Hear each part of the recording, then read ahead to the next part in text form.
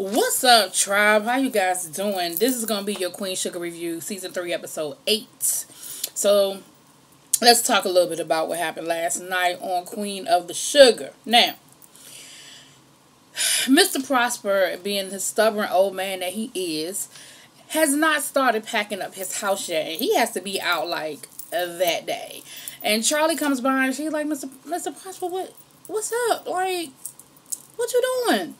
And I think there's a part of Mr. Prosper that just didn't want to face reality. Like, I don't think he consciously was just going to let his stuff get put out on the curb.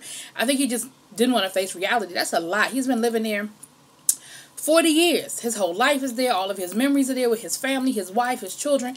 It's just a lot. I remember with my grandmother, and my grandmother was getting up there, and we were trying to convince her to, get a one floor, because my grandma had a lot of damn steps. We were trying to convince her to get on one level or get an apartment, and she just was not trying to hear it. Because it's a lot. It is a lot. And then when we were packing up her house, it's a lot. And the other thing was, and I knew this when he said it 2 episodes ago, his daughter was not coming to get him, or he was not going to move in with his daughter. Either he didn't tell his daughter about it, or his daughter wasn't trying to really hear it. He said, because at first he told Charlie that he was still going to move in with his daughter, but the way he said it, I knew it was a lie. Then later on in the episode, he admitted that he wasn't going to move in with his daughter, and that, well, she just got her own life and kids and stuff like that. And I don't know if that's coming from her or coming from him. But the way he's acting, I feel like it's coming from her, that she sort of didn't respond the way he wanted her or needed her to respond. But neither here nor there. Because, them borderline churn took care of her. They put their differences aside, and they packed up his house for him. They did it in like one day, which, again, like I said, it took us 6 months to pack up my grandmama's house. Maybe longer than that, to be honest with you. But, I mean, it wasn't all, anyway, that was just a whole process.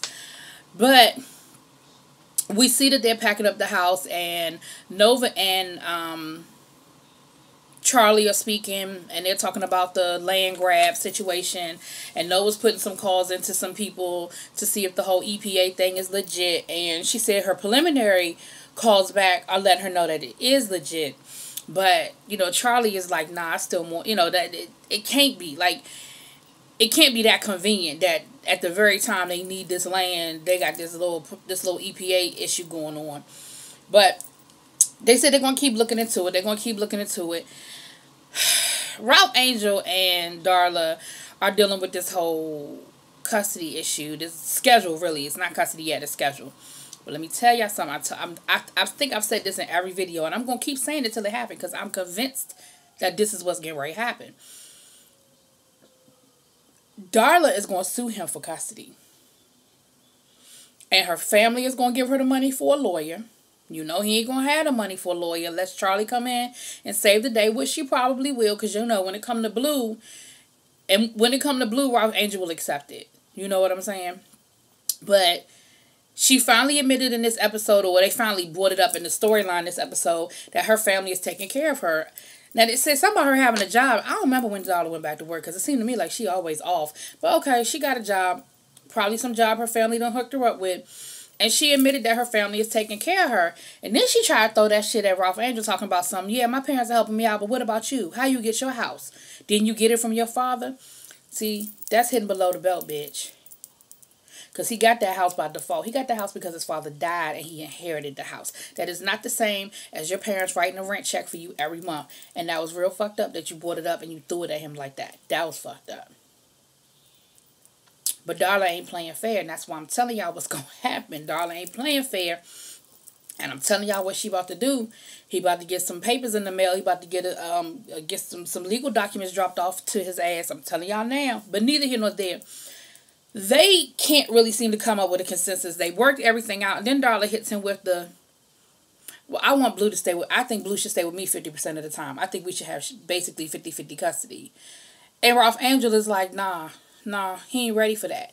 And really, you not ready for that. You're not really ready to give up that much control of Blue and that much of your time with Blue. And I get it, I understand, but you're going to have to make that, you're going to have to do it. I'm not saying I agree or I like it, but at the end of the day, This woman is clean. She's been clean for a significant amount of time at this point. She can show an established job pattern. She's got money in the bank. She's got family supporting her that'll probably write her all kinds of letters and stuff like that. Ralph Angel, you no longer really have the leverage that you had when she was still out there tricking and on crack. Like, you don't have that leverage anymore. And at the end of the day, it's not your baby. Not your baby. So you're going to have to make some concessions, and it's not going to be good, fun, or easy, but you're going to have to do it, boo. He tours the house, and of course, Darla got the house laid out, and Blue's room is fabulous. You know, it's a beautiful room. She done put it together. You know, Darla's a little artistic, and his room is fabulous. So, of course, you know, Ralph Angel automatically starts feeling inadequate, feeling like he can't do enough. He go down and ask for more time at the docks and want to work more so he can make more money, so he can do more for Blue and all of this. And he about to put everything else in jeopardy trying to keep up with Darla. You can't keep up with Darla because, remember, you're not competing with Darla. You're competing with Darla's parents at this point. And you don't have what they have. You know, you just don't have that kind of money. Charlie could compete with them, but you can't compete with them, nor should you have to. And we'll get to that at the end of the show where somebody talks a little bit of sense into him. But he goes down to the dock to pick up his check, and Tran is all like, oh my gosh, I had so much fun last night. Thanks a lot again. You know, I really hope I have as much energy when I turn 60 as your aunt did. I could barely keep up with her. Like, she's just like, boo, boo, boo, boo, boo. And, you know, y'all know how Ralph Angel get when he get in his feelings, and he get in his head. He shuts down. He can't really see past his own bullshit. And so he's in his feelings. He's feeling the whole thing with Darla and Blue and Darla having this beautiful house and all this other stuff. And he's just like, yeah, can I get my check? And she's like, oh, okay then. And what I like about Tran, she don't play into his bullshit. She wasn't like, oh, Ralph Angel, what's wrong? Oh. She was like, all right, you want your check here. And she was like, yeah, my brother said you want some more hours. Yeah, you know how Ralph Angel do. But her little feelings for her, and mine would have been too. You thinking that y'all had this great time together, and y'all had this great moment, and then the next time you see him, he all on some old bullshit. Like, it makes you really question, like, well, what's up with this dude? Like, the mood swings or some shit. And this is the second time he done. Well, it's not really the second time he's done it. He was getting ready to pout when he thought she had turned her down for the date, but then that worked out. So, but she's seeing the other side of Ralph Angel where he sort of pouts and gets in his little moods and stuff. So we'll see how they handle that, or if she's able to handle that. In the grand scheme of things, you know, it is what it is. He a good guy. He's getting there. He's definitely getting there. Just as a sidebar, if any of you have read the book Queen Sugar, you will see, I'm so glad that they decided to write Ralph Angel's character the way they did. Because in the book Queen Sugar, his character is just unredeemable. Like, there are no redeeming qualities about Ralph Angel in the book. And that by the end of the book, you just want him dead. And so I'm glad that when they decided to adapt it for TV, they made his character, you know, likable. The first couple of episodes last season, you see some of the other side that you see in the book, but they allow his character to grow and evolve. Anyway, that's a sidebar. Back to the story. That's the other thing that Darla brought up. She gonna talk about something. I need to know who gonna be around Blue. He was like, this about Tran? Yeah, who? Oh, that's her name? Darla, you ain't slick. We see you. You jealous. You in your feelings. We see you. You ain't worried about who around Blue. You worried about her being around Blue.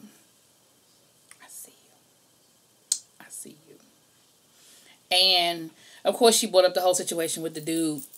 And, you know, with the, I forget his name, Hank. Is that his name? Hank Harold? Something like that. But the guy that was living with Ralph Angel that's working on the farm. And Ralph Angel was like, look, we already handled that. I thought we discussed that. She was like, no, you discussed it. You handled it. Bitch, shut up. It's been resolved. Shut up. All right. Micah and his friends. What we predicted is here. His friends sitting around looking at the pictures that Micah developed from when they took their little field trip to the plantation, talking about Look at what they doing. They making a mockery of our history. They're making a mockery of our pain. They down there taking selfies in front of slave quarters like it's a joke. We need to do something. We need to do something. Yeah, let's do something. So they come up with this plan that they're going to tag the plantation, spray paint, and put the names of the slaves in the cotton fields. Like, they came with this big ass elaborate plan. Basically, they're going to destroy and desecrate that property. And they asked Michael, are you in? And you see Michael thinking, and you see him flash back to being pulled over by the police and being arrested and that whole situation he went through. And he like, yeah, man. But you can tell he really kind of hesitant. I think at that moment, he don't really want to do it. He just doesn't know how to say no and save face. So he ends up being the lookout. So we're going to see how that works out. But yeah, they planning this little heist. So it's not a heist. They're not going to rob the place. But they're going to, like I said, desecrate it, destroy it. Breaking and entering, destruction of property. I'm sure there'll be a whole bunch of charges by the time they get done. But we'll see how that plays out. So, okay, let's see what else we had going on here. I'm trying to make sure I want to go in order because I always be missing stuff. I come back later and be like, damn, I forgot to say that. All right, Vi getting ready to pitch her pie shop. You see her down at the little store, the little diner she used to work at. I don't know why I can't remember the name of it, but the diner she used to work at. She's pitching to her old co-workers, and they're like, sounds good to us. Good luck and everything. And she sits down and she's meeting Mr. Prosper for brunch, and they get to talking, and she basically lets Mr. Prosper know, look, Charlie told me what's up. We here for you. We got your back. We love you. Why you ain't tell us what was going on? And again, him being stubborn old man. I'm good. I'm okay. I don't need nothing. Meanwhile, Charlie in the back of the house packing up your house because you ain't want to ask for no help and you ain't want to do nothing about it yourself. But Vi, she cool. She was like, okay, all right, just so you know we here. Handle it how you gonna handle it, but just so you know we love you and we here for you. Charlie goes back to Mr. Prosper, and they get to talking and everything, and that's when he admits to her that he really doesn't have anywhere to go. And she's like, Mr. Prosper, why didn't you say something? Why didn't you let us know what was going on? She said, you're going to come and move in with us. And he was like, no, I'm not. I'm good. She was like, look, I have all this house. I have the space, and I'm really not asking you, and I'm not leaving until you get in that car with me. So Mr. Prosper going to look at her talking about something. Just like your damn daddy. Charlie said, thank you. I mean, her face lit up like that is the best compliment you could have given her. And it was a compliment. So, Charlie brings Mr. Prosper home to Micah's friends all in the daggone living room, eating up all her damn food and shit. You know how kids do. And she must have called called Micah ahead of time because he was expecting, he was like, welcome, Mr. Prosper, good to have you here. I'm glad you're going to stay with us. So she must have called and let him know that they were coming and everything. And poor Mr. Prosper, there was a scene where Micah was getting ready to leave, so he was trying to hook him up with the TV and show him all the different remotes. I know all of us got like 5 remotes for one TV now. And he was like, this for the surround sound, this for the satellite, and this for this. Mr. Prosper was like, look, can you just put the channel on 356? And I was laughing because it sounded just like my father. Like, I don't really want to. Don't show me how to do all that. Can you just put on my westerns? Just put on my westerns. And that's what it was. Mr. Prosper looking at his westerns. Michael was like, oh, so you like westerns, huh? And Prosper was like, yep. And they're going to get his recliner dropped off, and Charlie's going to put, his stuff in storage. The stuff he doesn't need for the day-to-day, going to put in storage. But his creature comfort stuff like his recliner and all that, she's going to get delivered to the house. Y'all know Charlie when it come down to stuff like that, Charlie takes care of her shit. So we see Vi pitching her idea to the guy that wants to invest in her company, because remember, she doesn't really want to do the breakdown like he wants to do. She wants to have her own pie shop and then do distribution out of the shop, but she wants to be able to, remain the majority control of her business, which makes sense, and I understand it. But while she's pitching, she has a really, really bad episode to the point where she can't finish doing the pitch, and he ends up having to take her home. And, she's like, thank you, I really appreciate you bringing me home. She said, but look, I really owe you the truth. I need to be honest with you about some stuff. She said, I need to let you know that I have lupus. And, you know, I'm working to make sure that it's not going to hurt me on a day-to-day basis. I'll be able to get my orders out. But I just feel like you should know. And you see that he takes it in stride. Because he was like, well, thank you for letting me know. I appreciate you telling me. But then he sort of pulls back a little bit. And so what Vi feared is sort of kind of happening. But here's what's going to end up happening. Or this what should happen. She going to end up taking that money from fucking Hollywood like she should have done from the beginning. Because Hollywood not going to take half your... I think this guy means well, don't get me wrong, but he a businessman at the end of the day. And I guess his thing is, if I'm putting up most of the capital, I want to reap the most reward. Whereas with Hollywood, he ain't going to do all that. He going to give you the money and sit back and let you do your thing. And that's what he's offered to do from the beginning. So that's what's going to probably end up happening. But we'll see how that plays out. But yeah, so the funny thing though is Vi still ain't told the family, right? Outside of Hollywood, don't nobody know she's sick. So that's interesting that she going around telling random people, but she ain't sat down with the family yet. But whatever. She was sort of kind of pushed into telling him, but still, like, you need to tell the family what's up. These people with their secrets, boy, I tell you. Okay. See, I jump around so much that when I start looking at my notes, it's stuff I done already said. Because this note started talking about Darla wanting to have 50 custody of Blue. And I already talked about her wanting to have 50 custody of Blue, so we don't need to talk about that again. Alright. No, we see Nova out in the field. Remember this whole thing with her dad.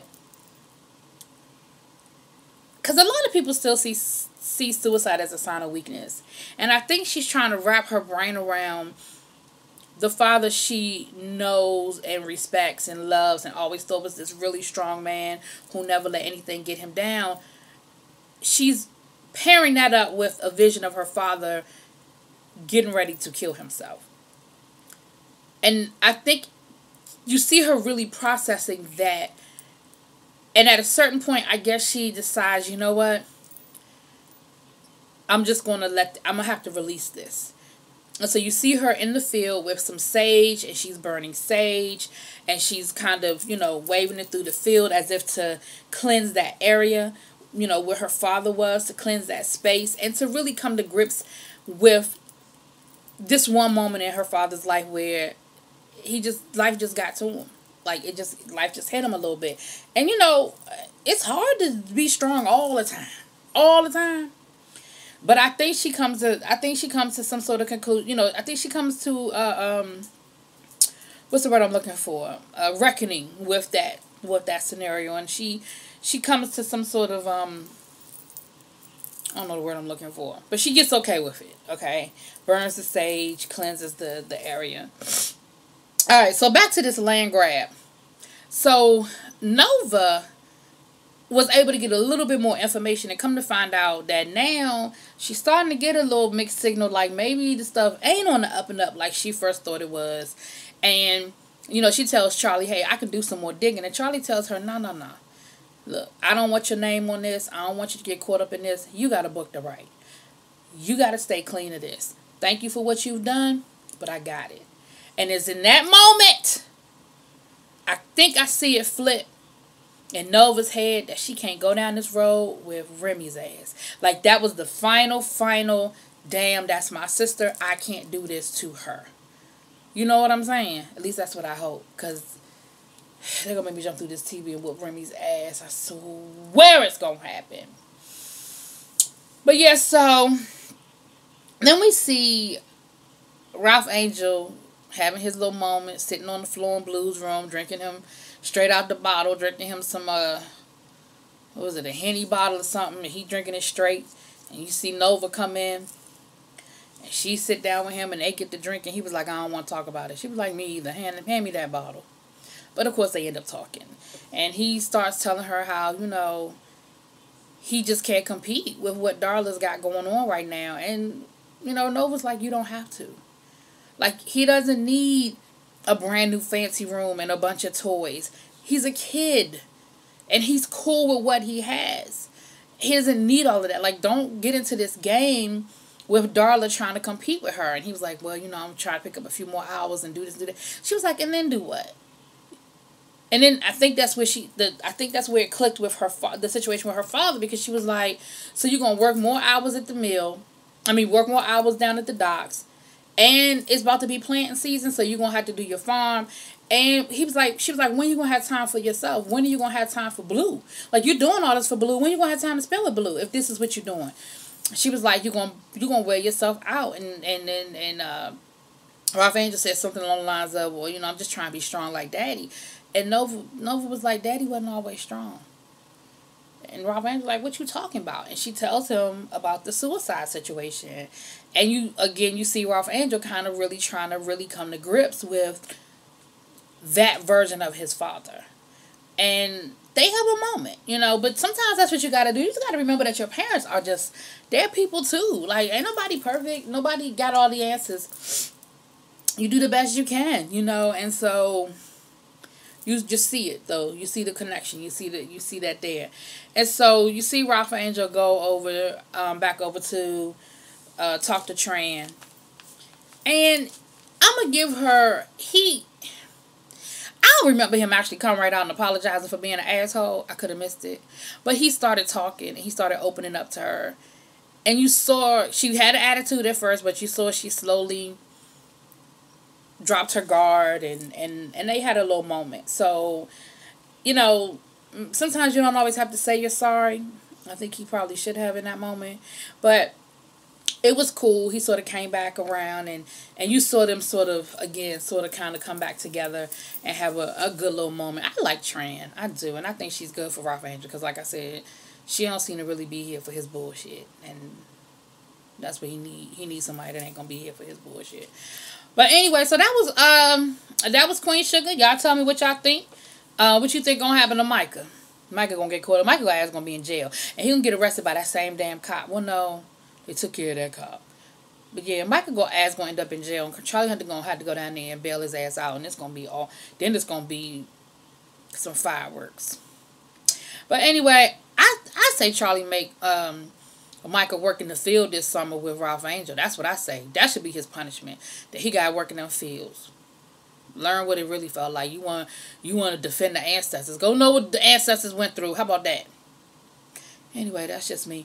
Y'all have a good evening. I'll check with y'all later.